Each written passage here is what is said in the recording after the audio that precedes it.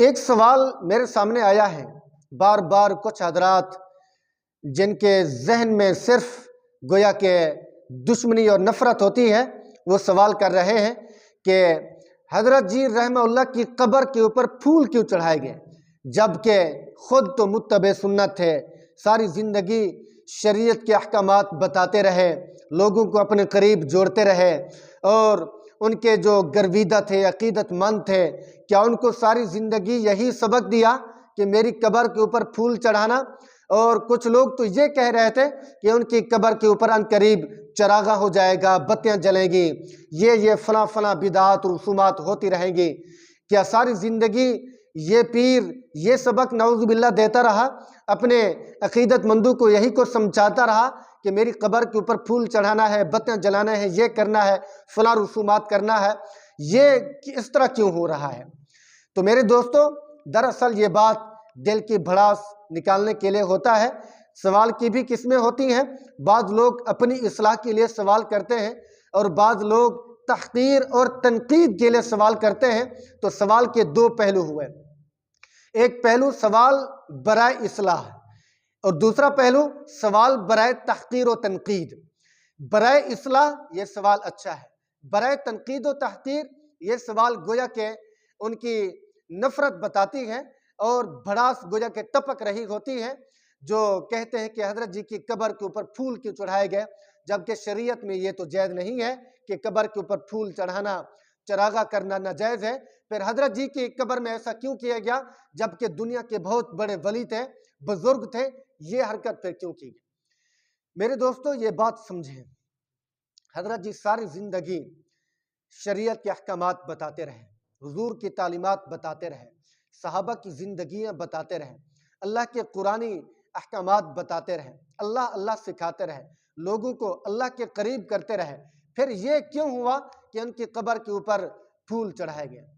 ایک بات یہ سمجھیں، کوئی بندہ مجھے بتا دے کہ یہ حضرت جی کے عقیدت مندوں میں سے کسی نے چڑھائے ہوں، حضرت جی کے ادارے میں سے کسی نے پھول چڑھائے ہوں، صاحبزادے نے چڑھائے ہوں، یا ان کے گھر والوں نے پھول چڑھائے ہوں، یا اس کے مدرسے کے کسی استاد نے، کسی مفتی نے، کسی شیخ الحدیث و تفسیر نے چڑھائے ہوں، اس طرح کا کوئی ثبوت کسی کے پاس نہیں ہے۔ بھائی دور دراز سے لوگ آتے ہیں قبر کے اوپر فاتح خوانی کے لیے، ہو سکتا ہے کسی نے پھول خرید کر محبت کی بنا پر پھول اس کے اوپر ڈال دیا ہوں، حضرت جی کے ادارے والوں نے تو ایسا کام نہیں کیا۔ کوئی اور اگر کرے گا تو الزام کس پر آئے گا؟ حضرت جی کے محبین اور معتقدین پر۔ یہ ناجائز ہے۔ آپ پہلے یہ کنفرم تو کریں نا، کوئی بتائے تو صحیح پھول کس نے چڑھائے ہیں؟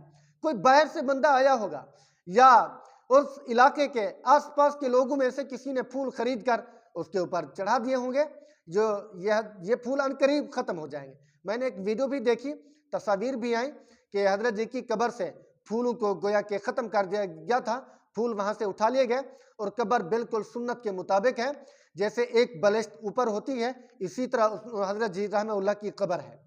تو یہ کون سی بات ہوئی کہ اس بات کو لے کر حضرت جی کے خلاف باتیں کرنا اور حضرت جی کے معتقدین کے اوپر الزام تراشی کرنا، بہتان باندھنا، یہ کون سا دین اسلام ہے؟